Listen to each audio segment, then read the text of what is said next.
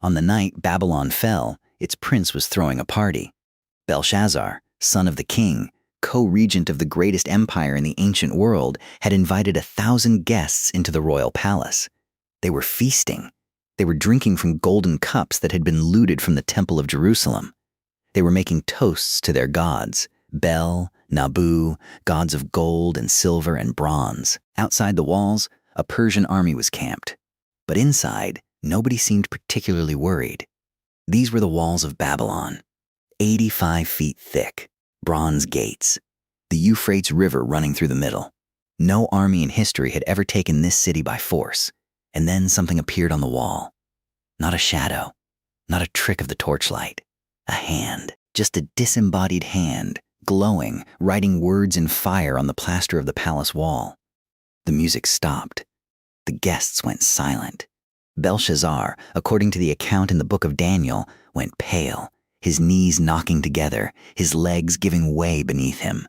The words were, Mene, Mene, Tekel, Upharsin. The royal astrologers couldn't read them. The wise men had no answer. A queen remembered an old Hebrew exile named Daniel who had interpreted dreams for Belshazzar's grandfather. They brought him in. Daniel looked at the wall and told the prince exactly what the words meant. You have been numbered. You have been weighed. You have been found wanting. And your kingdom will be given to the Medes and the Persians. That same night, Belshazzar was killed and Babylon fell. But here's the question historians have asked for 2,500 years. How does the greatest city in the world, a city with 85-foot walls, a population of 200,000 people, 15 centuries of history behind it, fall in a single night? The answer has almost nothing to do with the Persian army outside. It starts, instead, with a king who managed to lose his own city before the enemy ever arrived. To understand what happened, you need to understand what Babylon actually was. By the 6th century before the Common Era, Babylon was the most impressive city on earth. The Ishtar Gate, tiled in brilliant lapis lazuli blue with golden bulls and serpent dragons, was visible from miles away. The ziggurat Etemenanke rose higher than anything else in the known world, possibly the origin of the Tower of Babel story. Its population of 200,000 people dwarfed every other city in existence. Rome was still a village. Athens was a fraction of Babylon's size.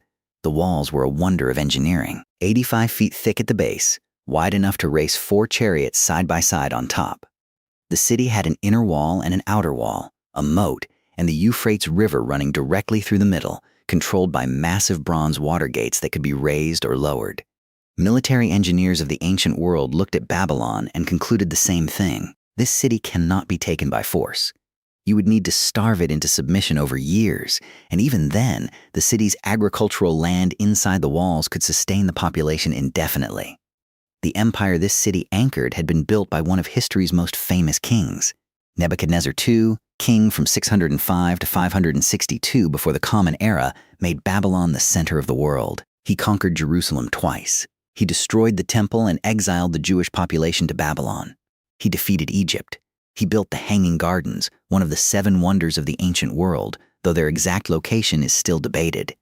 At his peak, the Neo-Babylonian Empire stretched from the borders of Egypt to the borders of Persia. It was, by any measure, a superpower. But the real power in Babylon was not the king alone. The Temple of Esagila, dedicated to Marduk, king of the gods, was the center of Babylonian civilization. The priesthood of Marduk performed the religious ceremonies that legitimized royal authority. Most importantly, every year, at the New Year festival called the Akitu, the king of Babylon had to physically take the hand of Marduk's statue in a public ceremony. This act renewed the divine blessing on his reign. Without it, in the eyes of the Babylonians, the king was not truly king. The priesthood held the key to legitimacy, and a king who ignored them did so at his own peril. In 556 before the Common Era, Babylon got a new king. His name was Nabonidus. He was unusual from the start. His origins were not from the Babylonian heartland. He came from Haran, a city in what is now southern Turkey near the Syrian border. He had served in the military and administration of previous kings, but he was not a member of the royal dynasty he was replacing. He came to power through a palace conspiracy, and from the beginning, The Babylonian establishment was not entirely comfortable with him, but far more dangerous than his origins were his religious beliefs. Nabonidus was a devoted worshiper of Sin, the moon god, whose main cult center was at Haran. In any other city, this would have been unremarkable. In Babylon, it was political dynamite. The entire structure of Babylonian society rested on the primacy of Marduk. The priests of Esagila were not just religious figures. They controlled land, administered grain, ran the economy. By elevating Sin above Marduk, Nabonidus was not just making a theological argument. He was telling the most powerful institution in Babylon that it was second place. They noticed. His first catastrophic act, he stopped attending the Akitu festival. Once. Then again. Then year after year. The ceremony went unconducted. Marduk's hand went unheld. The annual renewal of divine legitimacy simply stopped happening. Contemporary Babylonian texts, written by the priests themselves, record their growing horror. In their eyes, the gods were withdrawing their protection from the city. In political terms, the priesthood was withdrawing its support from the king. But Nabonidus, absorbed in his moon god devotion, either didn't notice or didn't care. Then he did something that astonished everyone. In 553 before the Common Era, roughly 13 years before the fall, Nabonidus packed up and left. He traveled south and east to Tama, an oasis city in northwestern Arabia, in what is now Saudi Arabia. And he stayed. Not for a campaign, not for a diplomatic mission. He established a residence there and ruled the Babylonian Empire from Arabia for 10 years. No one has ever fully explained why. Historians have proposed every theory: that he was pursuing control of the Arabian trade routes, that he had a religious vision at Tama, that he was fleeing a political threat in Babylon, that he was mentally unstable, that he was simply an eccentric intellectual who found Arabia more interesting than governing. The honest answer is that we don't know.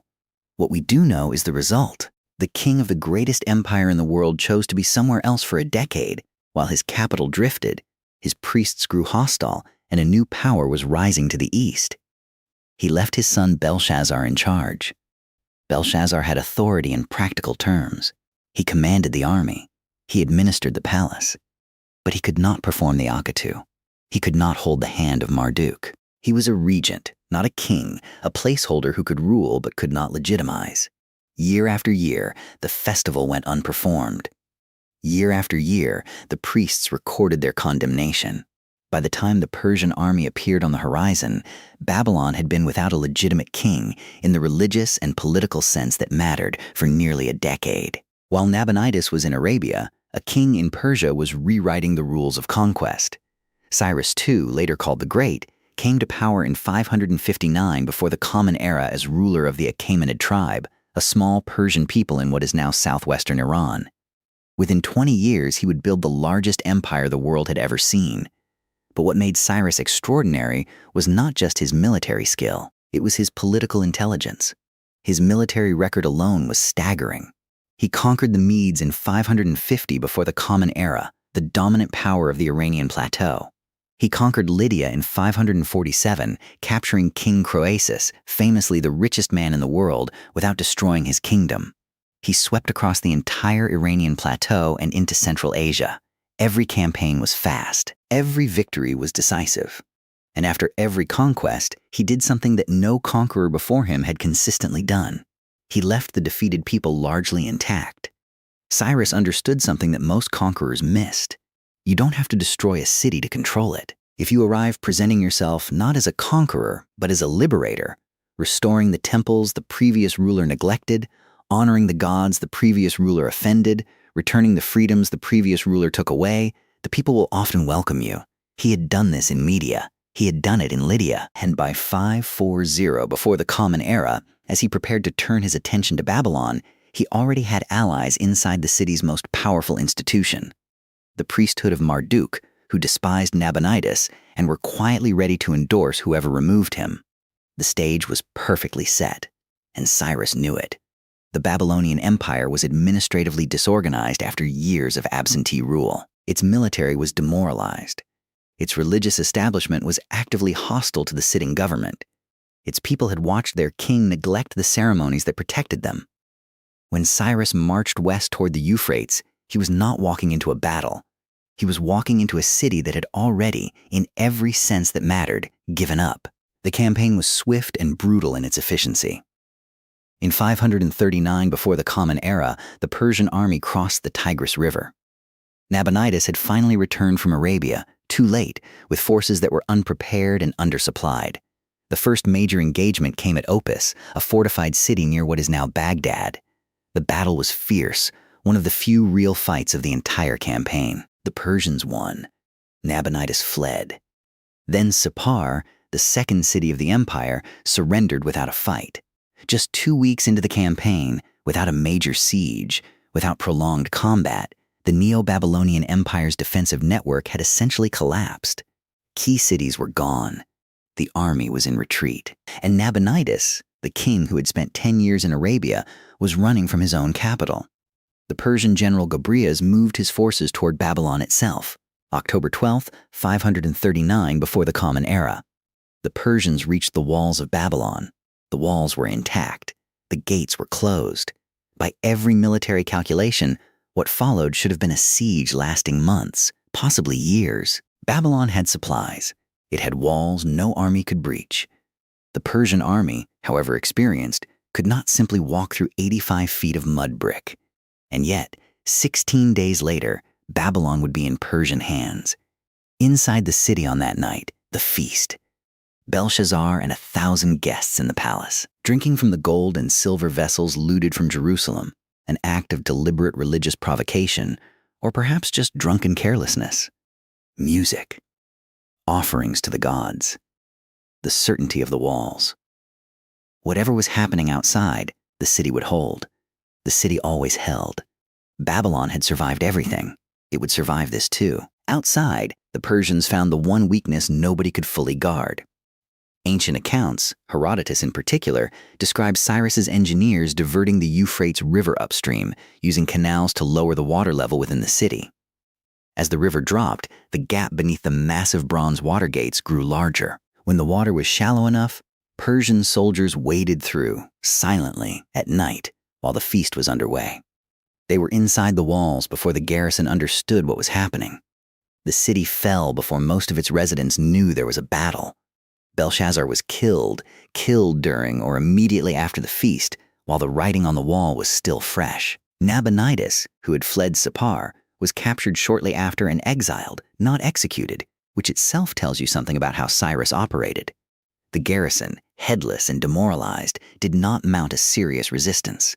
200,000 people, 15 centuries of history.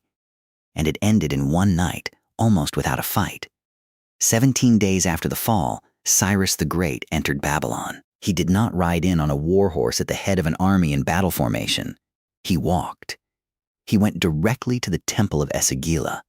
He performed the ritual obeisance before Marduk. He did what Nabonidus had refused to do for years. He acknowledged the God that Babylon loved in the way Babylon required. The priests of Marduk, who had quietly despised the previous king, welcomed him. Then he commissioned the Cyrus Cylinder, a clay cylinder inscribed in Babylonian cuneiform, recording Cyrus's official account of the conquest. The text declares that Marduk himself had searched the lands for a righteous king, found Nabonidus wanting, and chosen Cyrus to lead his people back to Babylon. It was not written in Persian. It was written in Babylonian, for Babylonians, by a Persian conqueror who understood exactly how political legitimacy worked. What followed was unprecedented in ancient history. Cyrus did not loot the temples. He funded their restoration. He did not destroy the city's religious institutions. He reinstated the ceremonies that had lapsed. He did not impose Persian customs. He adapted himself to Babylonian ones. He took the hand of Marduk. He performed the Akatu. He did everything that Nabonidus, the actual Babylonian king, had refused to do. And the city accepted him. Among those who felt the change most profoundly were the Jewish exiles. The Jewish community had been in Babylon for nearly 50 years, taken there by Nebuchadnezzar after the destruction of Jerusalem in 586. They had built lives there. The Book of Psalms records both their grief.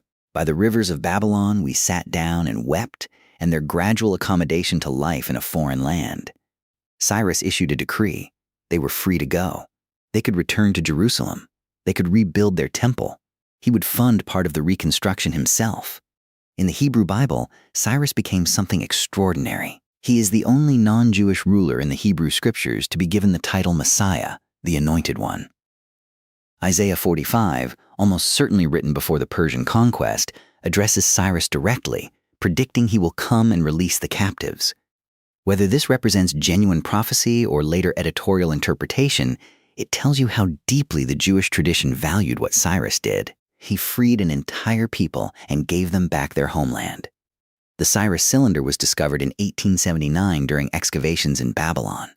It now sits in the British Museum. It is sometimes called the first declaration of human rights. Historians debate that framing, but the core insight is right. It represents something new. The idea that a conqueror could and should justify himself in terms of the welfare of the conquered. That legitimacy mattered more than force. That the most powerful weapon in imperial politics was not a battering ram but a story in which the ruler was on the right side, chosen by the gods, restoring what had been lost. Babylon did not die the night it fell. Under Persian rule, it remained a great and wealthy city. Cyrus made it one of his administrative capitals. His successors used it as a winter court. When Alexander the Great arrived in 331 before the Common Era, the city surrendered to him too, immediately, without a fight, for the same reason it had surrendered to Cyrus. There was no will to resist. Alexander was so captivated by Babylon that he planned to make it the capital of his empire. He began a massive program of restoration.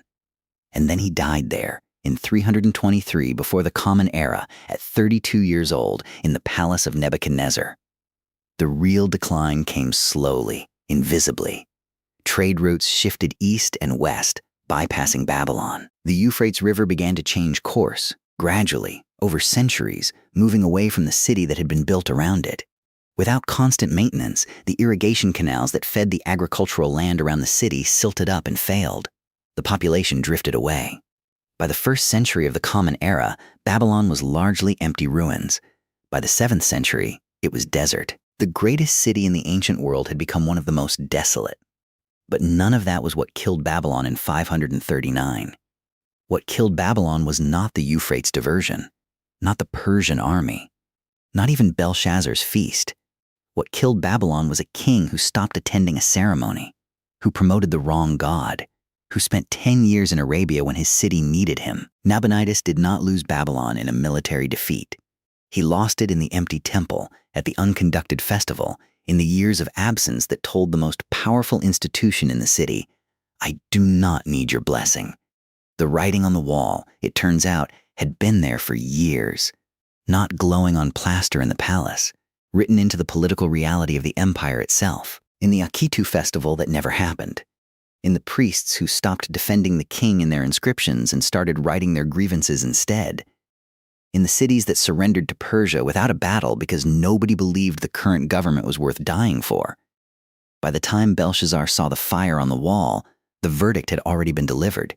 He just hadn't read it yet. Cyrus gives us the other half of the lesson. He did not win because his army was larger. The Persian forces were not dramatically superior in size to Babylon's potential defenders. He won because the priests of Babylon preferred him to their own king. He won because he understood that the most powerful tool of empire is not the sword.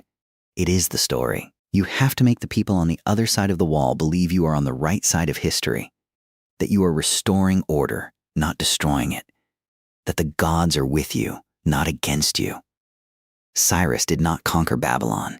He convinced Babylon to be conquered. The city that stood for 1,500 years fell in one night. Not because the walls fell. The walls never fell. They were still standing centuries after the Persian conquest. Not because the army was overwhelmed. Not because the people of Babylon lacked the ability to resist.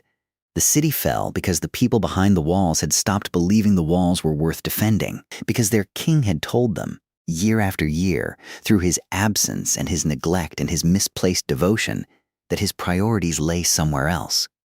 And when the moment of decision came, on that night of the feast and the fire and the writing, they agreed with him, and they let the gates open.